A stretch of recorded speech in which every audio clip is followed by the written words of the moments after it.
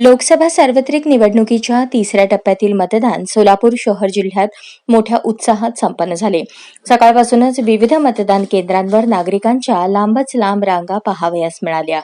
त्याच अनुषंगाने शहर दक्षिण विधानसभा मतदारसंघाचे आमदार सुभाष देशमुख यांनी सकाळच्या सत्रात आपल्या पत्नी आणि पुत्रासह मतदानाचा हक्क बजावला.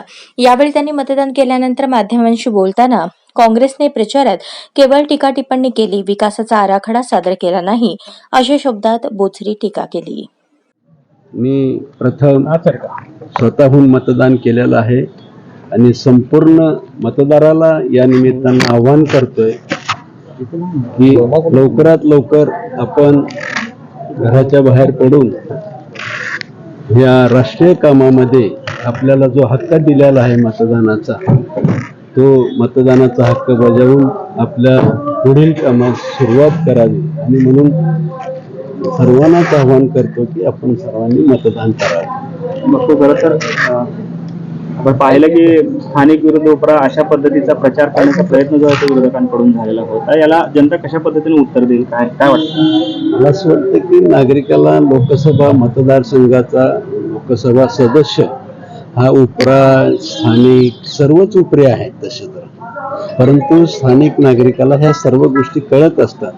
विरोधकांना कुठले मुद्दे नव्हते आणि म्हणून नावेलाजानं कुठला तरी करून काढायचा. त्यांचा प्रचार प्रसिद्धी सुद्धा म्हणजे कुठलं नियोजन नव्हतं, पण केवळ टीका टिप्पणी ह्याच्यापेक्षा काही नव्हतं.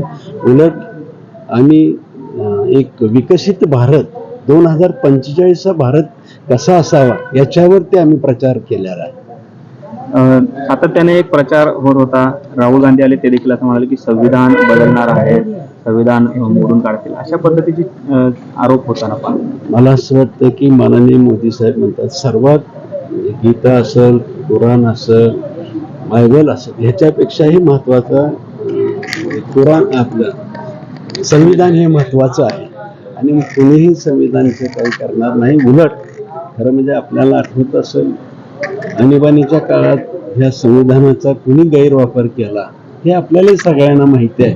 परंतु भारतीय जनता पक्षाच्या चुकून म्हणत आणि कोणीच ह्याचा संविधानात बदल करू शकणार नाही याची खात्री आहे. आणि केवळ अपप्रचार करून सामान्य नागरिकांची मन विचलित करणं हे विरोधी पक्षाचं सध्याचं धोरण दिसतं.